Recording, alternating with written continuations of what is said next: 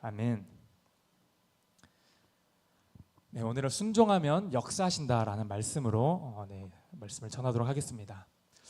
제가 잠시 말씀을 전하기에 앞서서 제가 잠시 자식 자랑을 좀 하려고 합니다. 원래 어디 가서든 자식 자랑은 하지 않는 게 좋다고 제가 들었는데요.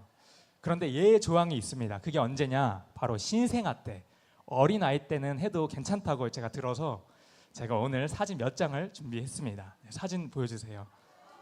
네, 오늘부로 태어난 지 이제 51일이 되었고 이름은 정결입니다. 외자 정결. 네, 사실은 성도님들이 아이가 잘 크는지 또 많이들 궁금해하시고 또 물어보셔서 이렇게 사진을 준비했습니다. 제가 요즘 아이를 케어하면서 이게 드는 생각이요. 이제 분유도 먹이고 또 똥기저귀도 갈고 또 목욕도 시키고 재워주면서 생각보다 할 일이 너무 많은 거예요.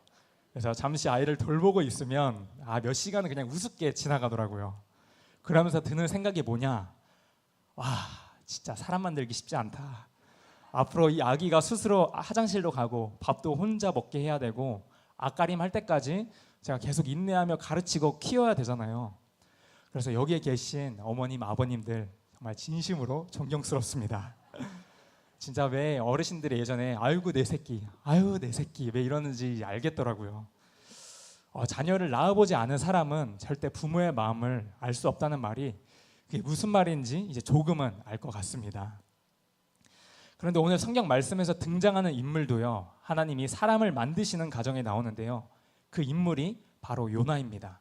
하나님께서 요나를 사람을 만드시려고 그를 빚어가는 가정이 요나서에 고스란히 담겨 있습니다. 오늘 말씀을 보시면 요나가 그동안 물고기 뱃속에서 있다가 물 밖으로 나오게 됩니다. 그리고 하나님이 다시 한번 요나를 향해 너는 다시 일어나 니느웨로 가라 하시면서 그를 사명의 자리로 부르십니다.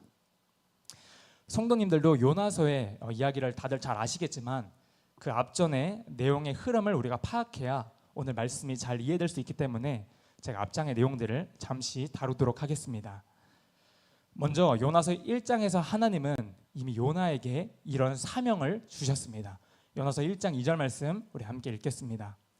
너는 일어나 저 큰 성읍 니느웨로 가서 그것을 향하여 외치라. 그 악독이 내 옆에 상달되었음이니라 하시니라. 아멘. 이때 하나님께서는 이미 요나에게 명령하셨습니다. 너는 니느웨에 가서 아수르를 향한 하나님의 심판을 선포하라. 그러나 요나는 니느웨가 돌이켜 회개하면 하나님이 그들을 구원하실 것을 알았습니다. 그래서 요나는 이 엔수와 같은 아수르만큼은 절대 살릴 수 없다고 생각하여서 하나님 말씀에 불순종합니다. 왜냐하면 하나님이 요나에게 주신 이 명령은요, 요나에게 마치 어떤 상황과 같냐면 마치 일제강점기를 겪고 있는 대한독립투사에게 너는 일본의 수도인 도쿄에 가서 복음을 외치라, 복음을 전하라 하는 것과 동일한 상황이었습니다. 그래서 요나가 그 하나님의 명령만큼은 정말 죽어도 따르기가 싫었던 거예요. 그래서 어떻게 하냐면 하나님의 얼굴을 피하여 아수르의 수도 니느웨가 아니라 다시스로 향하는 배를 타게 됩니다. 다시스는 오늘로 말하면 스페인을 가리키는데요, 정반대의 길로 가는 스페인의 배를 타고 도망칩니다. 그래서 요나서 1장의 내용을 보게 되면 하나님의 명령을 떠난 요나의 영적인 상태가 점점 더 침체되고 있다는 것을 우리가 알 수 있는데요, 먼저 요나서 1장 3절 말씀을 우리 함께 보도록 하겠습니다. 그러나 요나가 여호와의 얼굴을 피하려고 일어나 다시스로 도망하려 하여 욥바로 내려갔더니 마침 다시스로 가는 배를 만난지라. 여호와의 얼굴을 피하여 그들과 함께 다시스로 가려고 백삭을 주고 배에 올랐더라. 아멘. 여기서 여호와의 얼굴을 피하려고 그리고 욥바로 내려갔더니 이 모든 표현이 요나의 영적인 침체를 말해줍니다. 요나가 하나님의 말씀을 듣고 욥바로 내려가서 그것에서 스페인으로 향하는 배를 타는데요, 배를 탔다의 그 언어가 내려갔다의 언어의 단어와 일치합니다. 여기서 끝이 아니고요, 배에 타서도 배의 밑창 가장 낮은 곳으로 내려가는 표현이 나오는데요, 이 표현도 요나의 영적 상태를 말해줍니다. 우리 요나서 1장 5절 말씀 함께 읽도록 하겠습니다. 사공들이 두려워하여 각각 자기의 신을 부르고 또 배를 가볍게 하려고 그 가운데 물건들을 바다에 던지니라. 그러나 요나는 배 밑층에 내려가서 누워 깊이 잠이 든지라. 아멘. 요나는 배 밑층에 내려가서 누워 깊이 잠이 든지라. 지금 현재 요나가 처한 상황은 폭풍으로 배가 거의 침몰하기 직전이었습니다. 그런 아비규환과 같은 상황 속에서 지금 요나는 뭐 하고 있습니까? 배 가장 밑층에 내려가서 깊은 잠을 자고 있습니다. 성경은 이미 본문 3절부터 요나의 영적 상태가 점점 내려가고 있는 모습을 보여주는데요. 내려갔다는 동사가 계속 반복적으로 사용되고 있습니다. 그리고 마지막엔 아예 잠까지 들어버립니다. 이것은 요나가 물리적으로만 내려간 것이 아니라 하나님 관계에서도 점점 더 멀어지고 또 그의 영적인 상태가 침체되어 내려가고 있음을 보여줍니다. 이처럼 우리 인간이요, 하나님과 멀어지면 멀어질수록 영적인 잠에 빠질 수밖에 없습니다. 그 영혼은 죽어갈 수밖에 없는 것입니다. 그래서 언제 우리가 하나님과 멀어지고 언제 영적인 침체가 일어나냐면 바로 우리가 하나님의 뜻이 아닌 내 중심, 바로 자기 중심으로 살아가는 그때에 바로 영적 침체가 일어난다는 것입니다. 그렇게 영적 침체가 온 요나가요, 어떤 결정을 하는지 아십니까? 바로 요나서 1장 12절에 그 내용이 나와 있습니다. 우리 함께 읽겠습니다. 그가 대답하되 나를 들어 바다에 던지라. 그리하면 바다가 너희를 위하여 잔잔하리라. 너희가 이 폭풍을 만난 것이 나 때문인 줄을 내가 아노라 하니라. 아멘. 요나가 어떻게 말하고 있습니까? 그냥 자기를 바다에 던져버리라고 말합니다. 이 모습을 통해 요나의 영적 침체가 아주 심각한 상황이라는 것을 알 수 있습니다. 그냥 자기 자신을 바다에 던져버리라는 겁니다. 내가 죽으면 죽었지 하나님이 원하신 뜻대로 못 전한다. 내가 죽는 한이 있어도 니네 가서는 절대 말씀을 못 전한다라는 태도를 보여주고 있습니다. 그렇게 요나는 실제로 바다에 던져지게 됩니다. 그런데 하나님은 어떤 분이십니까? 절대 우리를 포기하지 않으신 하나님이십니다. 끝까지 우리를 사랑으로 붙드시는 하나님이십니다. 그런 요나를 그냥 죽도록 내버려두지 않으시고 하나님이 다시 한번 요나에게 찾아오십니다. 요나서 1장 17절 말씀 같이 읽겠습니다. 여호와께서 이미 큰 물고기를 예비하사 요나를 삼키게 하셨으므로 요나가 밤낮 3일을 물고기 뱃속에 있으니라. 아멘. 요나가 우연히 물고기 뱃속에 들어간 게 아닙니다. 하나님이 바다에 큰 물고기를 예비하셨다고 말씀하십니다. 즉 큰 물고기를 미리 준비하셨다가 요나가 그 바다에 뛰어내릴 타이밍에 맞춰 삼키게 하셨다는 겁니다. 그렇게 요나를 하나님이 살리십니다. 요나가 내 인생 내 거라고 하나님 말씀 따라 떠나서 내 뜻대로 살겠다고 하는 인생임에도 불구하고 하나님은 그 요나를 끝까지 포기하지 않으신다는 것입니다. 하나님은 그 영혼을 정말 사랑하셔서 그의 삶 가운데 찾아오십니다. 그리고 포기치 않으시는 그 하나님의 사랑으로 인해 요나에게는 아직 소망이 남아 있습니다. 그리고 요나서 2장에 이르러 요나는 하나님께 진심으로 회개하며 돌이킵니다. 그 물고기의 뱃속이 얼마나 고통스러웠던지 마치 수올의 뱃속과 같다고 표현하는데요. 요나서 2장 2절 말씀 우리 함께 보겠습니다. 이르되 내가 받는 고난으로 말미암아 여호와께 불러 아뢰었더니 주께서 내게 대답하셨고 내가 수올의 뱃속에서 부르짖었더니 주께서 내 음성을 들으셨나이다. 아멘. 여기서 수올은 성경에서 죽은 자가 가는 곳, 무덤, 또 절망의 깊은 곳을 뜻하는데요. 요나는 마치 물고기 뱃속이 죽음의 자리와 같다고 느낀 것입니다. 요나가 왜 이렇게까지 고백하는가? 우리가 잠시 상식적으로 생각을 해보면요, 사실 사람이 이 물고기 뱃속에 있다는 것 자체가 말이 안 되는 상황입니다. 보통 물고기 뱃속에는 이 소화액이 분비되어서 인간이 살아갈 수가 없습니다. 물고기 뱃속에서는 이 체내 온도가 계속 오르락 내리락 했을 것이고 또 숨쉬기도 힘든 환경이었을 것입니다. 가학적으로도 실제로 현실적으로도 물고기 뱃속에서 생존하는 것은 거의 불가능한 상황입니다. 그런데 그 불가능한 상황 속에서도 하나님께서 요나를 끝까지 지키시고 보호하셨다는 겁니다. 인간의 눈에는 불가능한 자리, 절망적인 자리일지라도 하나님께서는 여전히 요나를 지키시고 보호하시며 살아나게 하셨습니다. 왜 그렇게 하셨습니까? 아직 요나의 사명이 끝나지 않았기 때문입니다. 하나님의 마음은 아직 니느웨에 회개하지 않은 12만 명의 영혼에게 향해 있었습니다.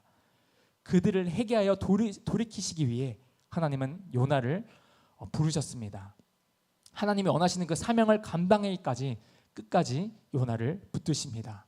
그리고 요나에게 하나님의 사명을 감당할 기회를 다시 한번 허락하시는데요. 요나가 처음에 하나님의 부르심을 거부하고 도망쳤지만 하나님께서는 큰 물고기 뱃속에서 요나를 살려주시고 다시 한번 사명을 맡기십니다. 그 사명이 무엇입니까? 오늘 본문 1절과 2절 말씀 함께 보겠습니다.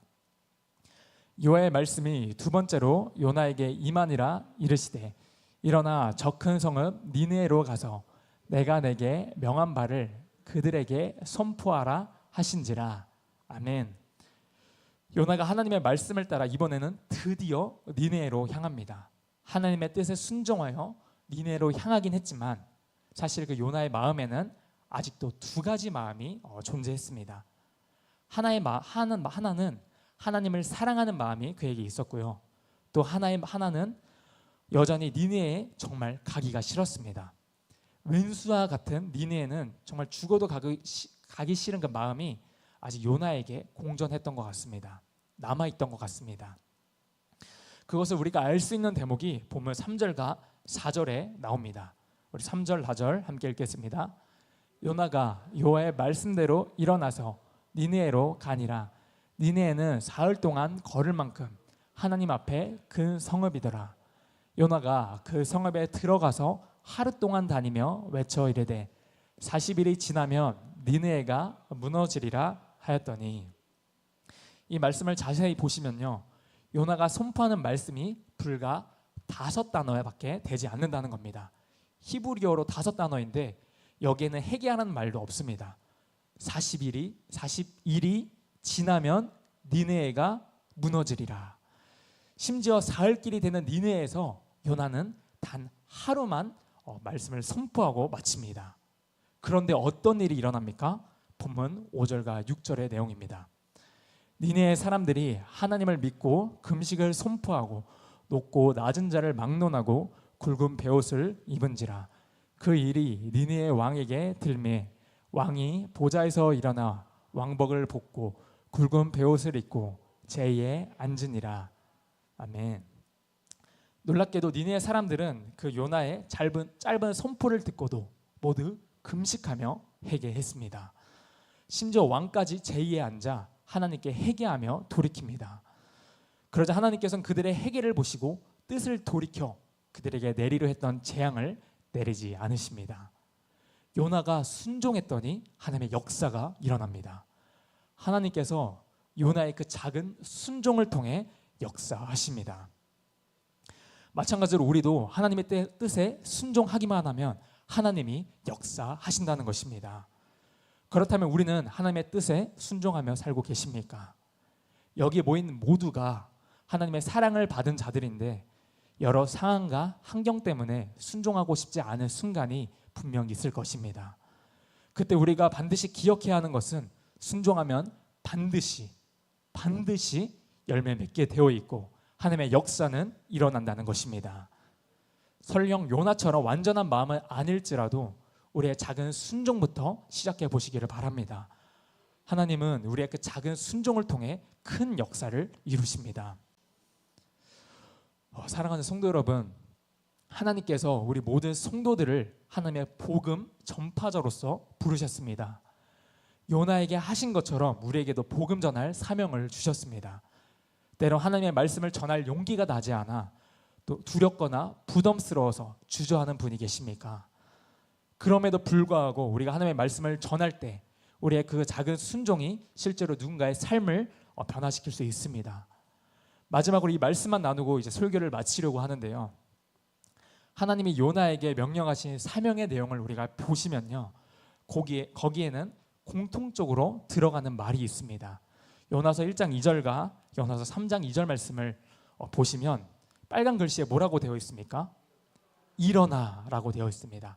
일어나, 너는 일어나 저 큰 성은 니네로 가서 그것을 향하여 외치라. 일어나 저 큰 성은 니네로 가서 내가 너에게 명한 바를 그들에게 선포하라. 일어나라. 하나님께서는 계속 일어나라는 말을 반복해서 사용하십니다. 여기서 일어나 단어의 그 언어를 찾아보면요, 이 단어의 언어 쿰이라는 단어를 사용했습니다. 근데 쿰이라는 단어가 신약에서 보면 예수님께서 야이로의 죽은 딸을 살리실 때 사용했던 단어와 동일합니다. 소녀야 일어나라, 달리 다쿰. 달리다, 어린아이야, 소녀야 이런 뜻이고 쿰은 일어나라는 뜻입니다. 그런데 지금 이 언어가 연화서에서도 동일하게 쓰였다는 겁니다. 쿰, 일어나라. 여기서 쿰은 단순히 육체적인 것뿐만 아니라 영적인 일어남을 모두 포함하고 있습니다. 즉 죽음의 자리에서 이제는 생명의 자리로 일어나는 메시지가 여기 담겨져 있습니다. 하나님께서는 요나에게 사명을 주시면서 거듭 말씀하시는 겁니다. 요나야 일어나라. 요나야 너는 다시 일어나라. 더 이상 침체되지 말고 영적으로 깨어 일어나라. 이렇게 말씀하십니다. 사랑하는 성도 여러분, 우리도 일어나야 합니다. 영적으로 깨어 일어나십시오. 그래서 하나님이 우리에게 주신 그 복음의 사명을 넉넉히 감당하기를 소망합니다. 우리에게 맡겨주신 그 영혼들을 향해 회개의 말씀과 복음을 선포하시기를 바랍니다. 하나님의 사랑은 전도자의 부족함에도 역사하십니다. 요나가 니느웨로 가는 마음이 완전하진 않았지만 하나님은 그를 통해 니느웨 도시 전체를 돌이키게 하십니다. 우리 역시 전도할 때 부족함이나 두려움이 있어도 하나님이 역사하시면 우리의 그 작은 순종, 짧은 말씀 선포에도 큰 열매를 맺게 하십니다. 요나의 선포는 5단어에 불과했습니다. 그러나 단 하루 만에 니느웨가 회개하고 돌이키게 하십니다. 우리의 전도, 우리의 복음 전파도 마찬가지입니다. 우리의 말 한마디의 전도가 단 한 번의 초대와 권면이 불신자의 영혼에 큰 변화를 가져올 수 있음을 믿습니다. 우리가 때를 얻든지 못 얻든지 말씀을 전파라는 그 말씀을 우리가 따를 때에 하나님이 반드시 역사하실 줄 믿습니다. 하나님의 뜻에 따라 복음 전하는 사명을 감당하는 자는 우리가 상상하지 못한 방법으로 영혼 구원의 열매를 맺게 하실 것입니다. 우리의 그 작은 순종, 그 작은 순종을 통하여서 많은 영혼을 주님께로 인도하는 사명자가 되시기를 예수님의 이름으로 축복합니다. 아멘. 기도하겠습니다.